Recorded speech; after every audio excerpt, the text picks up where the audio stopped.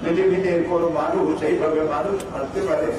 সুতরাং আমি আল্লাহর কাছে আজকে বলতে চাই, হে বিশাল আকাশের মালিক, হে বিস্তীর্ণ জমিনের মালিক, প্রতিটি রক্ত ফোঁটা আওয়ামী লীগের জন্য অভিশাপের বন্যী শিলা হয়ে বাংলাদেশের মাটি থেকে এই পিশাচ স্বৈরাচার ফ্যাসিবাদী দলকে বাংলার মাটি থেকে চিরকালের জন্য মুছে ফেলে দেওয়া না।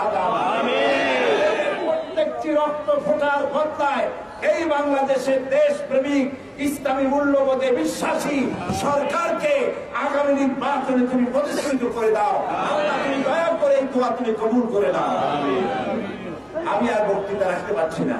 আমি সকলকে শোককে শক্তিতে পরিণত করে ঐক্যবদ্ধভাবে বন্য হায়নাদের মোকাবেলা করে, এই পিশাচদের মোকাবেলা করে এই দেশের শান্তি প্রতিষ্ঠার আহ্বান জানাচ্ছি।